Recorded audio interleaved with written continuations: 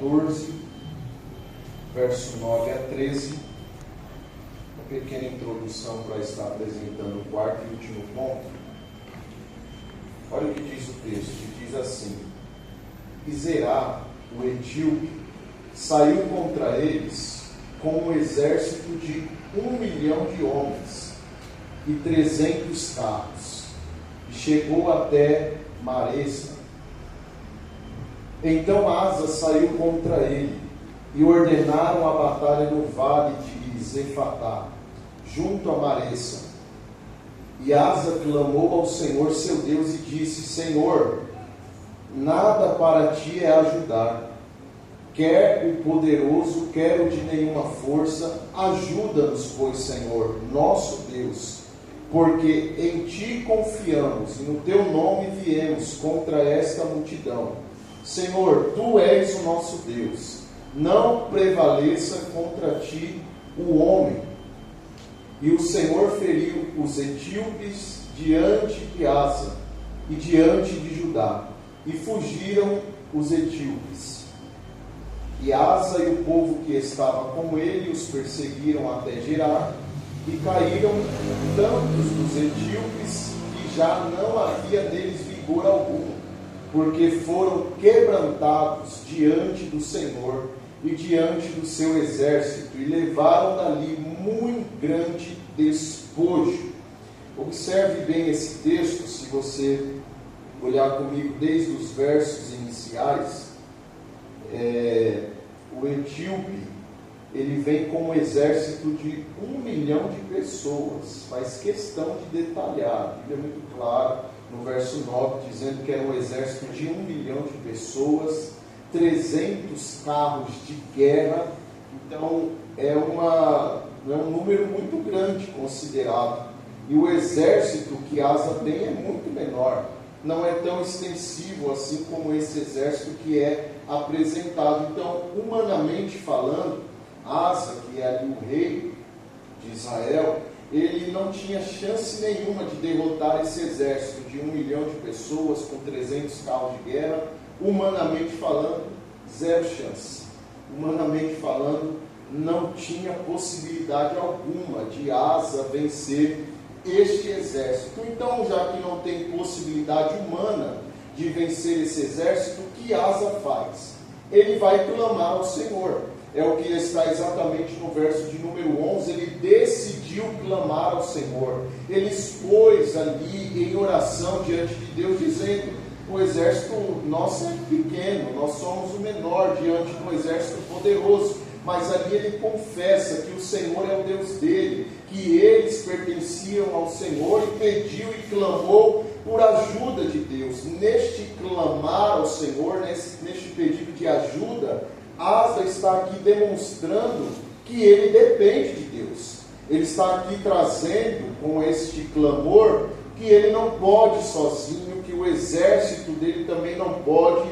Eles são totalmente dependentes da ajuda do Senhor. É isso que Asa está expondo aqui. O clamor dele revela exatamente isso: dependência de Deus. Então ele se coloca na dependência de Deus, e Deus vai o ouvir e vai o dar vitória. Assim como nós vemos no final do 12 e no 13, o Senhor deu vitória a esse povo. Eles saíram vitoriosos diante de um exército de 1 milhão de pessoas, de 1 milhão de homens de guerra e 300 carros de guerra. Eles obtiveram vitória porque colocaram a dependência no Senhor. Pode ser um exército extensivo, grande, os inimigos podem ser tamanho, mas quando a dependência está em Deus, pode ser grande, pode ser numeroso, mas maior é o Senhor. Isso Asa entendia muito bem. Eu sei que o Senhor pode nos livrar, eu sei que o Senhor pode derrotar esse grande exército. E ele ali aquietou a sua alma e colocou toda a sua dependência em Deus. Eu não sou nada, eu não posso nada, mas o Senhor pode tudo, o Senhor pode nos dar vitória. Então a dependência de Asa estava totalmente no Senhor. Em 2 Crônicas, capítulo de número 13, nós também veremos uma outra batalha, 15, mas no capítulo 16, que é o que eu quero que você abra agora, Nós vamos ver e analisar esse texto. Guarde bem, Asa confia no Senhor.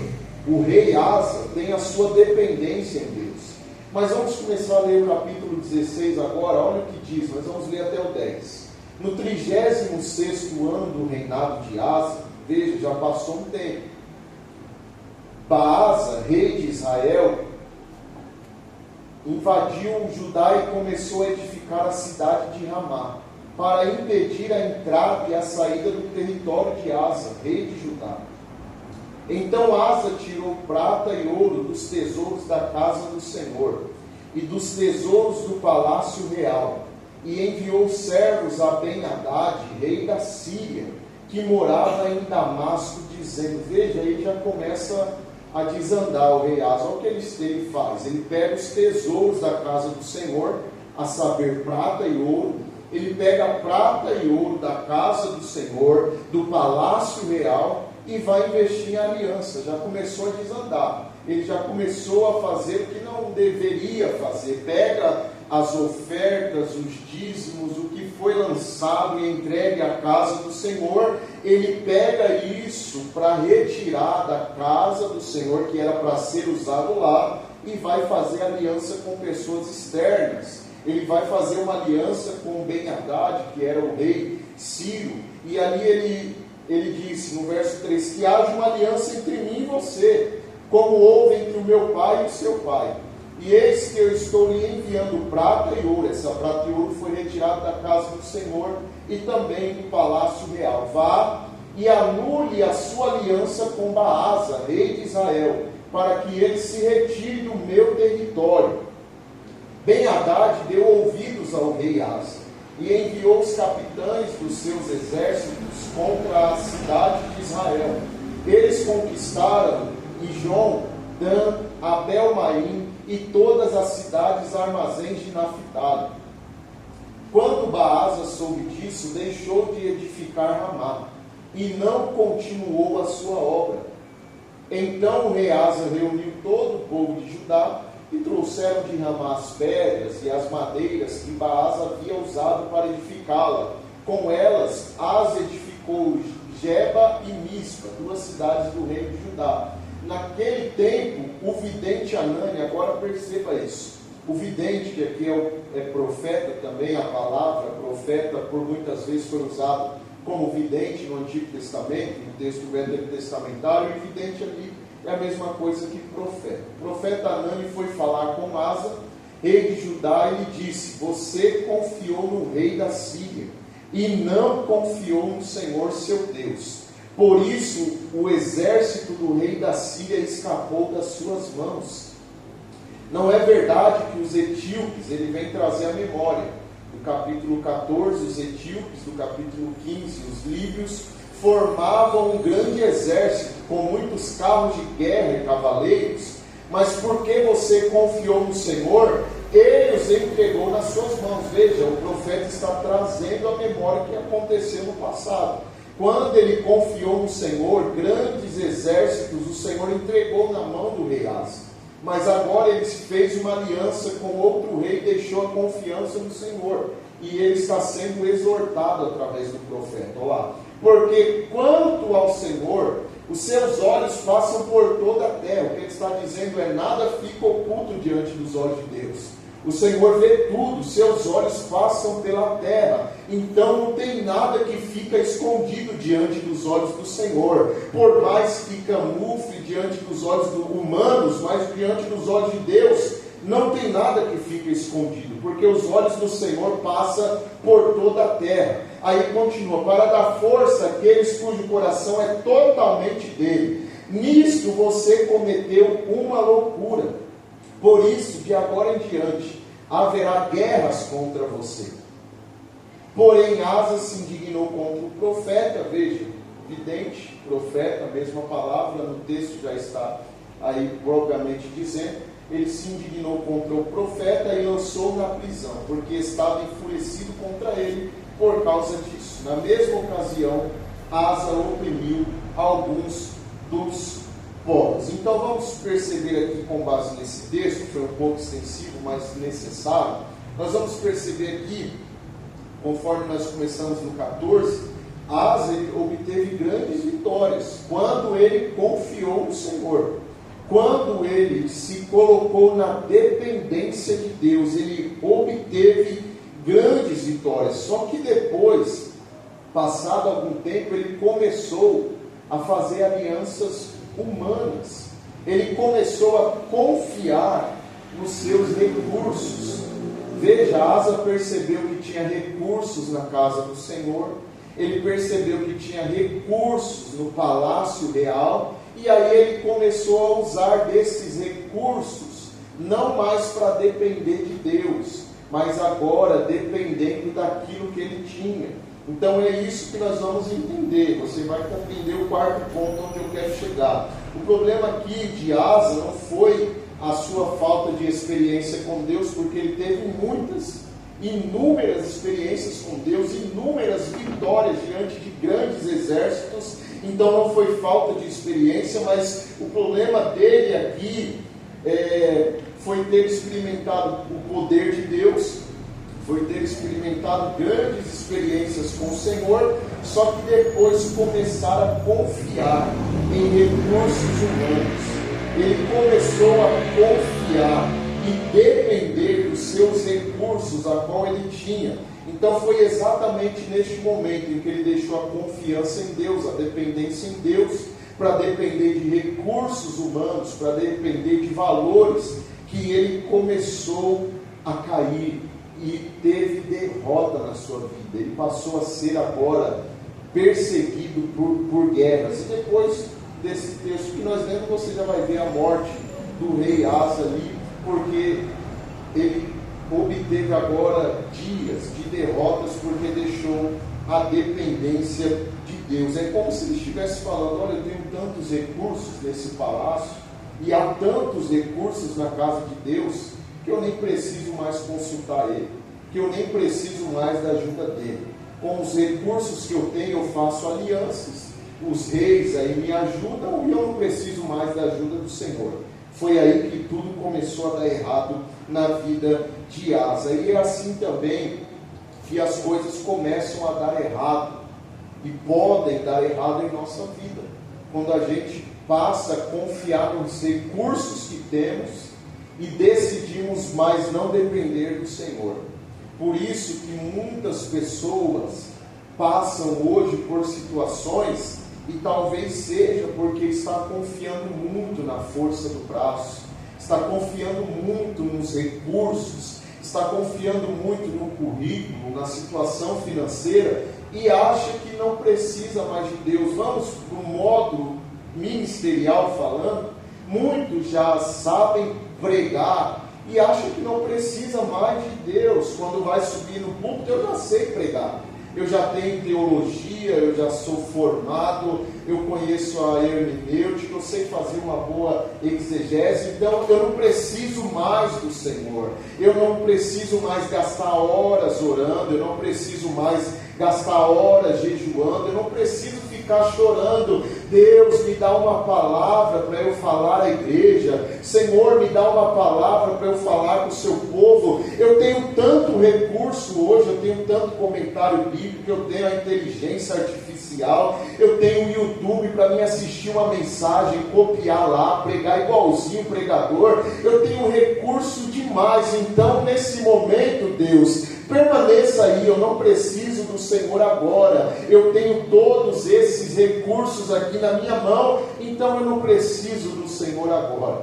Por isso que eu quero trazer esse último ponto nesta noite, porque é a partir disso que começa derrotas espirituais, e também os dons não são evidentes. Por quê? Porque a gente diminui a dependência de Deus, e quando nós diminuímos a dependência de Deus, o fluir do Espírito também diminui, porque a gente se coloca na frente, a gente já sabe fazer, a gente já sabe como fazer.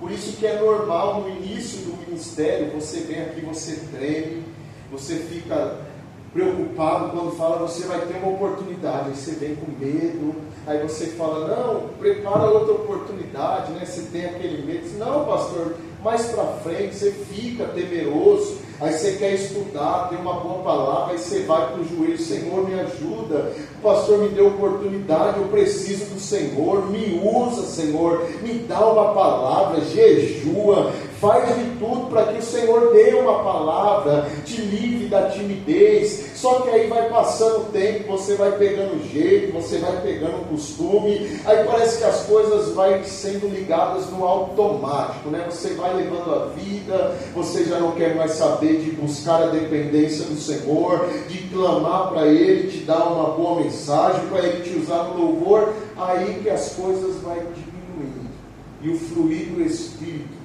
vai se apagando. Por isso que Tessalonicenses 5, se eu não me engano, 19, diz, não apagueis o Espírito. Porque se nós apagarmos o Espírito, automaticamente não vamos fluir nos dons espirituais. Por isso que esse ponto que eu quero falar hoje, e é o quarto e último ponto, é o excesso de recursos. Guarde este último ponto. O porquê não vemos mais o fluir do Espírito em nossos dias? Talvez seja pelo excesso de recursos. E o texto que eu quero apresentar hoje, para falar desse assunto, desse último ponto, é Atos capítulo de número 3, conhecido de todos. Atos capítulo 3, verso 1 a 6.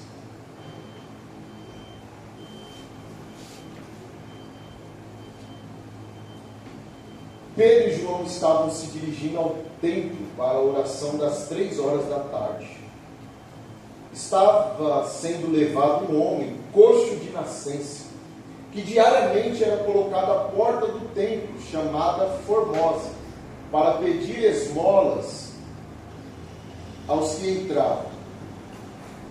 Quando ele viu Pedro e João que iam entrar no templo, pediu que lhe dessem uma esmola. Pedro, fitando os olhos juntamente com João, disse, olhe para nós. Ele os olhava atentamente, esperando receber alguma coisa. Pedro, porém, lhe disse, não possuo nem prata, nem ouro, mas o que tenho, isso lhe dou. Em nome de Jesus Cristo, o Nazareno, levanta e anda. Levante-se e ande.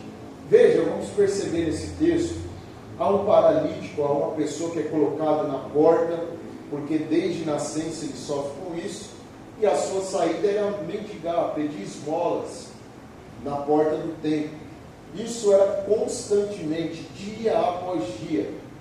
Pedro e João, naquele dia, estavam subindo para orar, exatamente na oração das 3 da tarde, era a tarde da bênção.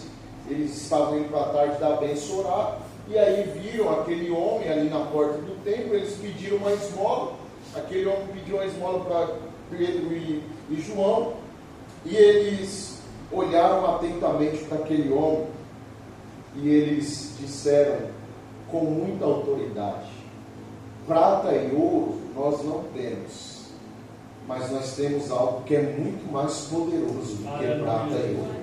E o que nós temos que é mais poderoso do que prata e ouro, nós vamos dar a você, em nome de Jesus Cristo, o Nazareno. Levante-se e ande. Perceba que Pedro e João estão falando, nós não temos excesso e nós não temos muitos recursos humanos, prata e ouro nos falta, mas nós temos algo que é muito mais poderoso, e é isso que nós queremos entregar a você, através de um dom espiritual, autoridade, no nome de Jesus. Ele colocou aquele homem de pé de novo, para andar. Homem que nunca tinha andado na vida, se levantou para caminhar pelo poder do Espírito, através do dom espiritual de cura. Aquele homem foi curado. Veja, ele não tinha recurso, mas tinha um dom espiritual para fluir e para livrar aquela pessoa deste mal. Uma certa caravana, trago esse exemplo, uma certa caravana foi para Roma, e eles estavam ali muitas pessoas, alguns pastores, eles estavam indo nesta caravana para Roma, e eles foram conhecer as cidades históricas, bíblicas, e passaram por muitos templos romanos, e eles estavam ali encantados com toda a formosura que viram, belos templos. Eles viram muitas coisas que ficaram encantados ali naquela caravana. E o guia, a pessoa que estava conduzindo essa caravana, percebeu que todos estavam maravilhados com a grandeza, tiravam fotos, ficavam maravilhados, ficavam surpresos com toda aquela beleza que estavam vendo. E o guia, percebendo isso, ele usou de uma palavra, de uma expressão, até de maneira orgulhosa. Ele falou: vocês estão maravilhados com a formosura desse lugar, né? Vocês estão impactados com o que estão vendo aqui, né? E todos falaram: claro, nós nunca vimos tanta beleza assim. E aquele guia falou: pois é, hoje nós podemos dizer, temos prata e ouro. Quando ele falou isso, saiu um dos pastores que estava naquela caravana e disse: pois é, hoje vocês têm muita beleza, podem dizer que tem prata e ouro, mas os coxos ainda continuam lá fora pedindo esmolas. E talvez seja por isso que não vemos mais coxos se levantando. Talvez seja por isso que vocês se gabam de ter prata e ouro, que nós não vemos mais cegos enxergando. Talvez seja por isso que vocês se gabam de ter recursos financeiros, de ter uma beleza no templo, e talvez seja por isso que nós não vemos mais surdo ouvir. Aquele pastor deu uma lição de moral naquele guia, dizendo: vocês têm recursos demais, mas são apenas templos humanos que estão vazios da presença de Deus. Foi uma grande lição de moral. E eu trago esse exemplo para os nossos dias, porque é muito triste isso, porque o excesso de recursos faz até com que as pessoas fiquem encantadas. Olha a estrutura disso, olha como é lindo, como é maravilhoso, mas talvez não há um fluir do Espírito, não há uma manifestação espiritual. O fluir do Espírito é muito mais importante do que qualquer recurso humano. Nós vamos pegar a igreja primitiva mesmo, por exemplo. Ela não tinha uma bela estrutura, ela não tinha uma estrutura assim que você falasse: nossa, que estrutura maravilhosa.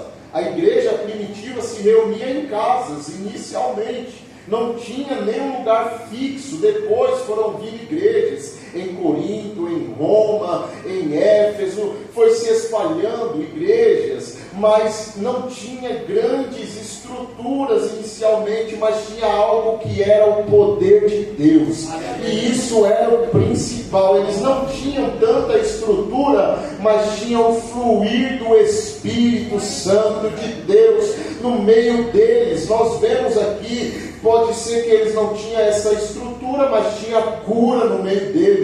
Pode ser que não tinha estrutura, mas havia ali línguas estranhas no meio deles, interpretação de línguas, tinha discernimento espiritual. E hoje o que nós vemos, infelizmente, é o inverso disso. Nós vemos grandes igrejas, grandes templos, grandes lugares, que há tecnologia, há muita estrutura, há muitos recursos humanos e recursos financeiros, mas tem pouco espaço para a dependência de Deus, porque parece que nós já temos tudo hoje, mas nós ainda dependemos do Senhor. Esta igreja aqui tem que ser totalmente dependente do Senhor. Nós devemos colocar isso na mente. Nós dependemos de Deus. Eu não sou curandeiro nenhum, irmão. Eu não oro sozinho para curar alguém. Pode ser uma simples oração, mas quem vai curar é o Espírito Santo de Deus. É Ele quem cura, é Ele quem concede dons para o ministério. Então nós devemos depender totalmente do Senhor. Por mais que temos recursos, por mais que hoje nós temos tanta coisa ao nosso favor, mas não podemos perder essa dependência do Altíssimo, essa dependência do Espírito Santo de Deus. Por isso a gente precisa fluir, e para isso, se entregar totalmente ao Espírito Santo. Pedir: Espírito Santo, me ajuda, para que eu possa fluir nos dons espirituais. Nós não podemos nos conformar com isso, irmãos. Nós não podemos de maneira alguma nos conformar com situações como essa. Se o médico não resolve, entenda, o poder de Deus ainda resolve. E nós precisamos compreender: o advogado não pôde resolver isso, mas saiba, eu conheço o maior advogado. Então nós vamos pedir, nós vamos confiar nele, que ele pode fazer, ele pode desarquivar o que está arquivado, ele pode ir na justiça, ele pode mudar corações de homens. Então vamos confiar nele, vamos depender dele. Eu sei que tem muitos recursos humanos, mas a nossa dependência ainda precisa ser do Senhor. Entenda, por favor, o que eu estou dizendo. Não estou falando que recursos não são necessários, não estou falando que é errado você ter recursos, que você ter um conforto maior na igreja. Não estou falando que isso é errado, pelo amor de Deus, não tem assim. Recursos também são bênçãos. Nós também precisamos de recursos exatamente para manter esta funcionalidade, para manter esta atividade aqui. Eu estou falando que é perigoso quando você coloca recursos na frente da dependência de Deus, quando você confia mais no que você tem dos seus recursos do que no Espírito Santo de Deus. Quando assim é, os dons espirituais não fluem mesmo. Quando eu confio mais em mim do que no Espírito, os dons, eles não vão fluir. Tem cursos hoje para falar em línguas. Tem curso, irmãos. O homem ensina você a falar em língua, você vai repetir o que ele está falando. Então é só fazer igual. Não é assim. É o Espírito Santo que dá esses dons. Não tem curso para você curar. Eu vou fazer um curso para me aprender a curar. É só você dobrar o seu joelho e buscar o dom de cura que o Espírito Santo pode lhe conceder, e ele vai te capacitar para você fluir no dom. A gente tem que colocar a dependência totalmente no Espírito Santo de Deus. Por isso que nós, como igreja, nós devemos buscar sempre no Espírito Santo, porque senão tudo vai ser paliativo. Sabe o que é paliativo?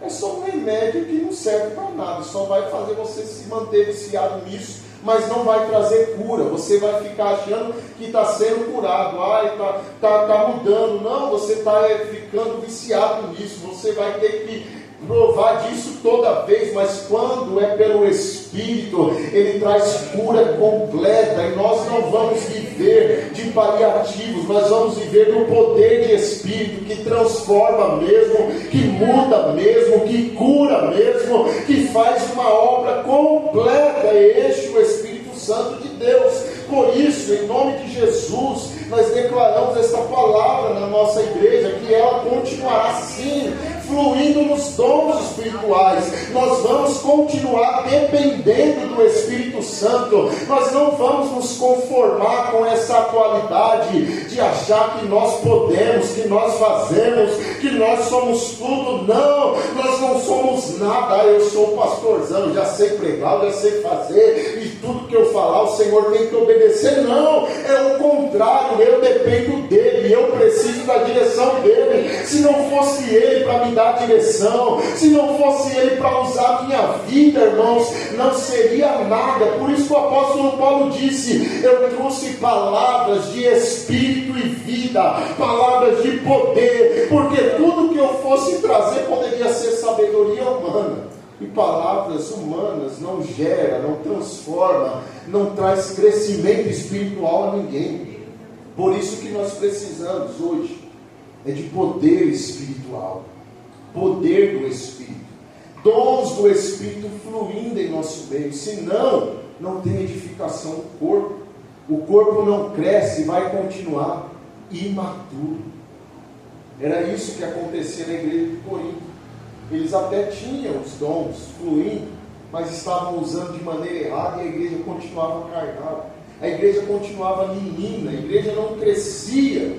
E ele vai exortar no capítulo 3 3 de 1 Coríntios, dizendo: vocês ainda são carnais, tem divisão no meio de vocês, tem contenda no meio de vocês, porque quando há um movimento espiritual, quando o mover do Espírito está fluindo na igreja, quando os dons estão se manifestando, isso perde volume, não tem competição, não tem discussão, não tem divisão, isso vai perdendo a força, porque o que importa é o fluir do Espírito. Por isso nós deixamos os recursos de lado e começamos a depender do Espírito Santo. É Ele em primeiro lugar, é o Senhor em primeiro lugar. Eu dependo dEle para pregar, eu dependo dEle para louvar, eu dependo dEle até para orar, porque nem orar eu sei direito, mas eu peço: Espírito Santo, me ajude, e Ele ajuda nós com gemidos inexprimíveis, orando por nós, intercedendo ao nosso favor. É nessa dependência que nós veremos o agir do Espírito Santo em nosso meio, através dos dons espirituais. É na dependência do Espírito. Por isso que Paulo ele vai exortar esta igreja de Corinto. Abre aí 1 Coríntios capítulo 14, verso 1.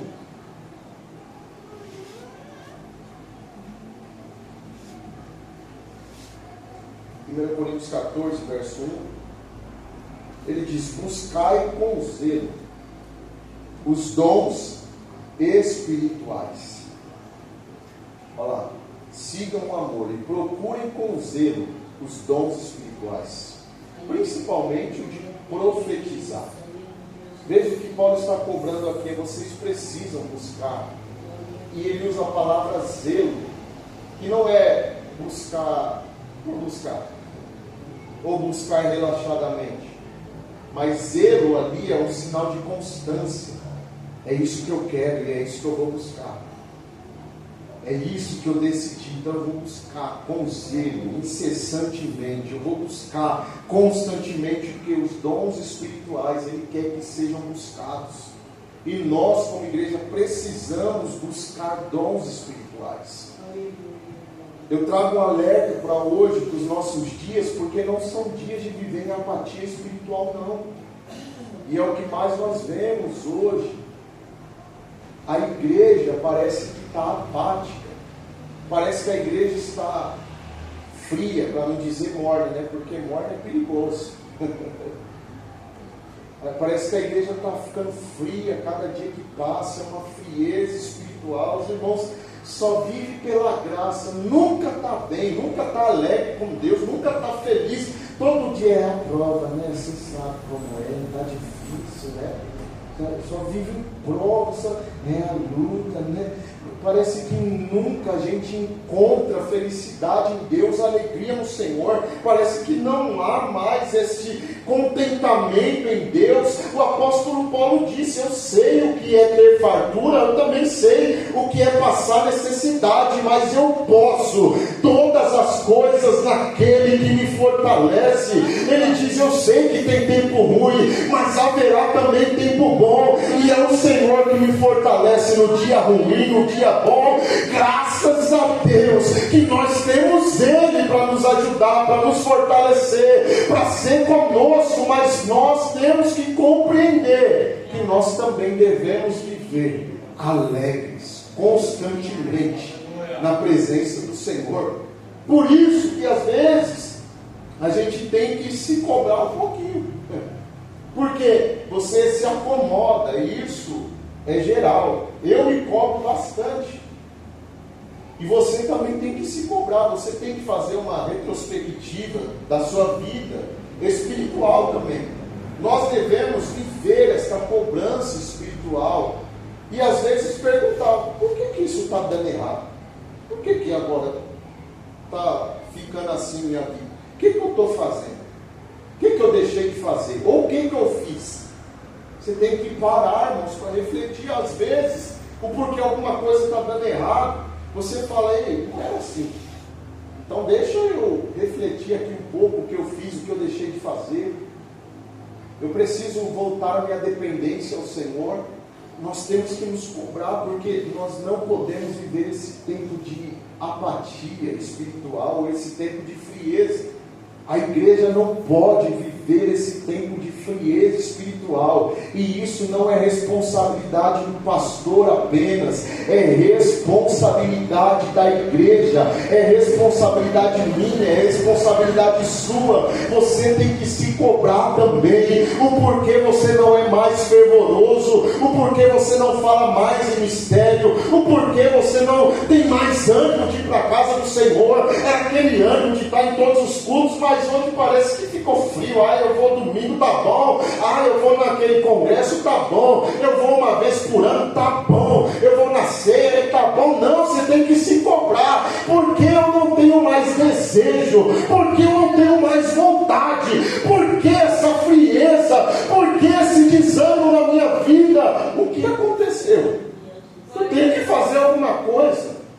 Só que a gente gosta de transferir a responsabilidade. É o pastor que é ruim, é o líder que não motiva, é as irmãs que estão uma bagunça, é os irmãos que olham para mim de um jeito. A gente sempre transfere a responsabilidade e nunca se coloca no lugar de olhar para nós mesmos e falar: é eu mesmo que esfriei, é eu mesmo que relaxei na obra, é eu mesmo que não quero fazer, é eu mesmo que peguei, que fiz atrapalhada. Não, a gente sempre procura descansar em outro, e a gente sempre é o melhor, mas a gente tem que se cobrar, olhar para nós mesmos, porque não é tempo de acomodação espiritual.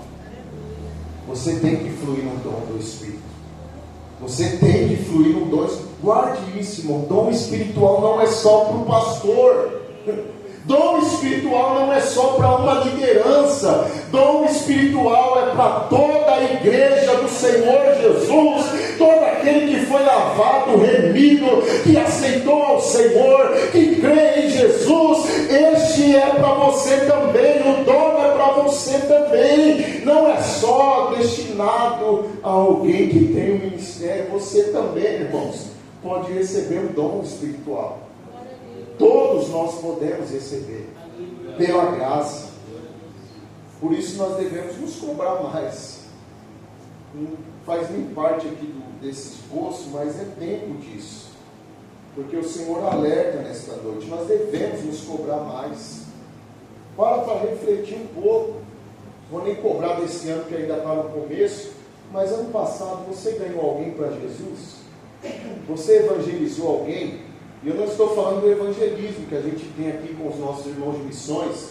Você fez algum evangelismo pessoal, sem esse compromisso com a igreja, você sabendo a sua missão que também é de evangelizar. Você chegou a falar do amor de Deus para alguém, nem que seja na sua casa. Você evangelizou alguém no ano que passou? Você se cobra por isso ou não? Você conseguiu trazer alguém para a igreja em todo esse tempo? Às vezes é só um convite, irmãos. Aí você fala: eu não sei falar de Jesus, eu não sei pregar, mas você sabe convidar. Falei: eu não sei, mas lá tem um pastor, lá vai ter um pregador, lá vai ter alguém que vai falar de Jesus para você. Vai ter um irmão lá que vai te abraçar. Então, pelo menos te convidar para a igreja eu vou. Possa ser que eu não sei falar tão bem, mas vamos para a igreja comigo que você vai ouvir uma palavra. Vamos para a igreja comigo que você vai ouvir um louvor. Deus vai usar alguém para falar com você. Deus vai usar uma pessoa, nem que seja na recepção, irmãos, porque às vezes a gente só acha que só vai vir do púlpito, mas às vezes Deus usa na porta da igreja. A pessoa vem lá, dá um abraço, fala com a pessoa, cumprimenta a pessoa e ela fala: nossa, era isso que eu precisava. Às vezes Deus toma ali na porta da igreja, a pessoa é usada ali também, não necessariamente aqui. Deus quer usar você aí. Você está no seu lugar e Deus fala: levanta, vai dar um abraço na pessoa, traz essa palavra a ela. Deus dá uma palavra do conhecimento a você. Você fala a pessoa e ela nem imaginava isso, ela viveu, mas não sabia que alguém saberia. Mas o Senhor te dá uma palavra, você é usado por Ele e você fala no nome do Senhor e Ele faz uma grande obra. É assim que deve ser. O Senhor quer te usar também, meu irmão. O Senhor quer usar a sua vida também, minha irmã. O Senhor tem algo para você reservado. Então pare um pouquinho e se cobre. Por que o Senhor não está me usando? Eu tenho que buscar os dons espirituais. Eu tenho que buscar, e é com zelo. Por isso que hoje, eu vou encerrar já, eu quero que você busque Sei que você já deve estar buscando, e você já busca, e talvez você até tenha dons espirituais. Mas eu quero que você busque com zelo dons do Espírito. Eu vou falar nas próximas semanas os dons espirituais, vou esmiuçar isso, e vou até entregar que não é aquela lista de 9 dons que nós temos, tem 4 listas que falam de dons espirituais na Bíblia, e é mais do que aqueles 9, até porque não dá para limitar o Espírito Santo. Mas às vezes você fala, eu acho que eu não vou conseguir fluir nenhum desses. Tem um dom espiritual que é chamado o dom de governo. É dom espiritual, está na Bíblia. O dom de governar. O dom de ofertar generosamente é dom do Espírito. Às vezes você pensa que é só estar no microfone, no reteté, entregar, profetizar, e Deus quer prosperar a sua vida para você servir a obra. Eu conheço alguém que tem esse dom. O Moisés também conhece. Alguém que abençoa a obra. E eu conheço várias pessoas que têm esse dom. E é uma capacidade espiritual de entregar. E você olha e fala, poxa, só isso, né? Parece que é tão pequeno. Governar, administrar. Por vezes eu falei, pastor não é administrador. Por vezes eu falei isso. O pastor tem que cuidar das pessoas, não ficar administrando igreja. Só que há um dom de administração. E todo pastor precisa ter. Também esse dom de administrar. Por isso que nós vamos discorrer nos próximos dias a respeito desses dons. Focar, claro, na lista dos 9 dons espirituais, sim, mas eu quero trazer as outras listas para você ver. Eu não vou fazer algo raso, como eu já fiz muitos estudos para encerrar logo. Eu vou profundo nesse, eu vou trazer tudo o que a Bíblia fala a respeito dos dons. Para você ter uma ideia, a palavra diz que há diversidade de dons. Está exatamente no texto que nós estamos estudando, 1 Coríntios 12, se eu não me engano 4 ou 5, diz a diversidade de dons, não é adversidades. É que tem diversidade de dons, ou seja, são diversos dons espirituais. Também há diversidade de ministérios. Olha lá, ora, os dons são diversos, mas o Espírito é o mesmo. E também há diversidade nos serviços, mas o Senhor é o mesmo. Serviços ali é a mesma palavra para ministério. E há diversidade nas realizações ou operações, mas é Deus quem opera tudo em todos. Então nós vamos entender isso a partir de semana que vem. Eu vou deixar aqui para você entender o que nós vamos aprender na próxima semana. Tem dons, irmãos, que são chamados dons interiores, que isso você já recebeu a princípio na sua salvação. Dom, a salvação é um dom, e você recebeu junto com a salvação dons, que são dons internos para a sua vida, e nós vamos compreender isso também na semana que vem. Se você pode, venha e esteja participando, mas se coloque em pé, eu vou encerrar já. Eu quero que você desafie você mesmo também, se cobre mais, mas eu quero que você busque incessantemente por dons espirituais. E se você tem, peça que você continue fluindo nos dons do Espírito. Peça que o Senhor continue te usando. Eu creio que nós podemos ver o Senhor curando de novo, com os nossos olhos, não dizendo que Ele não cura, Ele cura sim, através da oração da igreja, através das orações dos santos, porque a oração do justo pode muito em seus efeitos. Eu creio que Ele cura, mas sabe, de você ver operação de maravilhas em nosso meio. Já pensou você ver um morto ressuscitando? Que isso é operação de maravilhas. Já pensou alguém ser levado desta vida, mas o Senhor te usar para trazer de volta? Já pensou você ver isso de novo? Ainda pode acontecer, se a igreja, e se você buscar o Senhor e Ele te conceder esse dom, nós podemos ver coisas extraordinárias em nossos dias. Por isso que eu convido você, busque ao Senhor dons espirituais, ore ao Espírito Santo, porque é Ele quem concede dons. Peça a Ele para que nos dê dons espirituais, para que a igreja continue crescendo e avançando, e o nome dele seja glorificado. Vamos orar ao Senhor, encerrando esse culto, mas nessa oração já começa a pedir ao Espírito Santo, para que Ele te dê dons, conforme Ele deseja, porque Ele sabe qual vai ser o melhor dom para você operar. Mas se há algum dom que você deseja, busque a Ele, quem sabe Ele te conceda, quem sabe Ele nos entregue, para que essa igreja venha crescer em dons espirituais, e o poder do Senhor seja evidente, e a palavra pregada seja seguida de sinais e maravilhas. Assim eu creio que pode ser. Então busque os dons espirituais.